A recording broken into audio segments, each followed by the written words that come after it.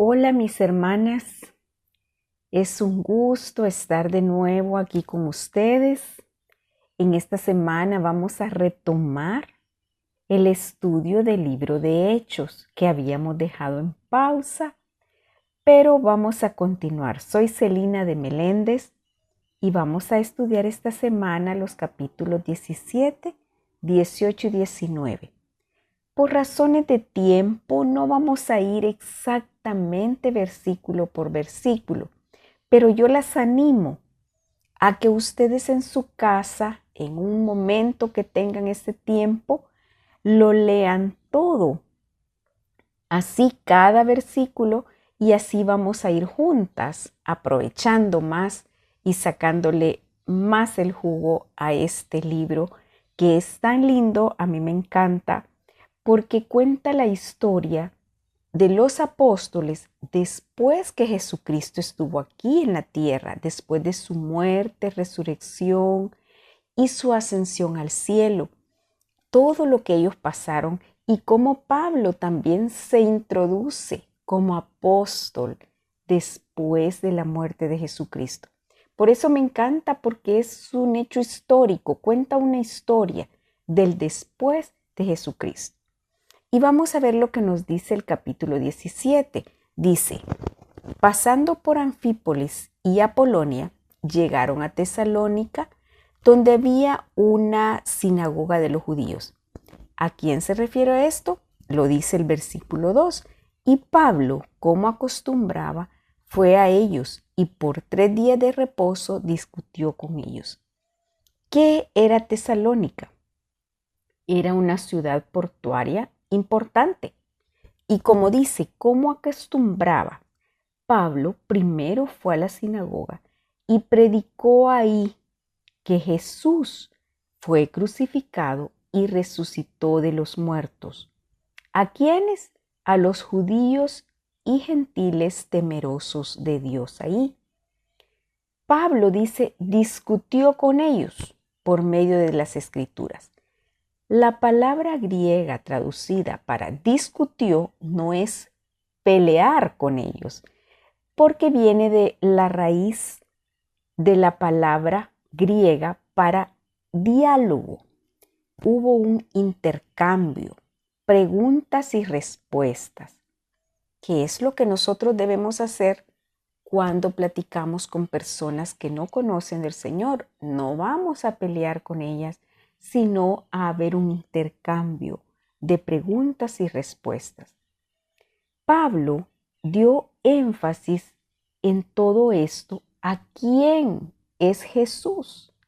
Decía Jesús, a quien yo os anuncio, es el Cristo. Y dio también énfasis a lo que Jesús hizo por ellos. ¿Qué hizo? Padeció y resucitó de los muertos. Entre estos oyentes hubo una respuesta, dice, de algunos. La mayoría de ellos, de hecho un gran número, eran griegos piadosos, pero también muchas mujeres nobles, judías. Dice que mujeres nobles, no pocas, si seguimos leyendo. Sin duda, el trabajo en este momento de Pablo fue un éxito. ¿Por qué? Porque creyeron gran número, no pocas. En el versículo 5 hay un impedimento. Entonces dice, los judíos que no creían, teniendo celos, tomaron consigo a algunos ociosos, hombres malos, y juntando una turba, alborotaron la ciudad. Como pasó esto en otras ciudades anteriormente, si nos recordamos, por ejemplo, Pisidia, en Iconio y en Listra, que está en el mismo Hechos que ya lo vimos con las hermanas las semanas anteriores, en su primer viaje misionero. Pablo aquí también recibió oposición por una multitud incitada por gente celosa entre el pueblo judío. Al acusar a estos cristianos, como dice ahí, ante las autoridades de la ciudad, los hombres malos en realidad dieron un cumplido involuntario a la efectividad de la obra que Dios hacía a través de Pablo y Silas. ¿Por qué? Dice, para quejarse de que los cristianos que trastornan el mundo entero, dice ahí en la palabra, también han venido acá, a Tesalónica. Imagínense, estos hombres han impactado radicalmente a nuestro mundo y ya nada parece ser lo mismo. Qué lindo, ¿verdad? Que trastornan el mundo entero. ¿Cómo? ¿Haciendo revueltas? No, platicando, discutiendo, dialogando, respondiendo preguntas a las dudas que surgían cuando había la predicación de la palabra. Una reflexión para nosotras en este siglo moderno. ¿Diría la gente tales cosas acerca de los cristianos hoy en día? ¿Trastornamos al mundo? En la buena palabra, en una buena forma, uno podría decir que Jesús no vino solo a ser nuestro maestro, sino a trastornar al mundo entero de su época. Y nos manda a nosotros, como después lo mandó a los discípulos, que trastornan el mundo entero con la predicación de las buenas nuevas. Jesús trastorna el pensamiento y aún las estructuras de poder de este mundo. En realidad, Dios estaba trabajando a través de Pablo y Silas para voltear al mundo del lado correcto otra vez. Pero cuando tú estás de cabeza, la otra dirección parece estar de cabeza, ¿verdad?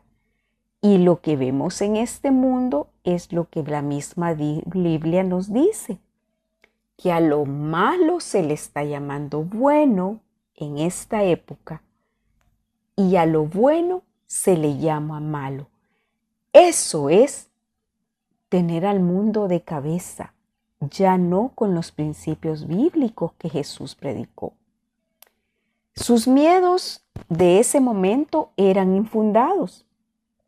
El Evangelio, al contrario de crear cosas malas en este mundo, hace a los cristianos mejores ciudadanos que antes, o así debería ser según la palabra de Dios.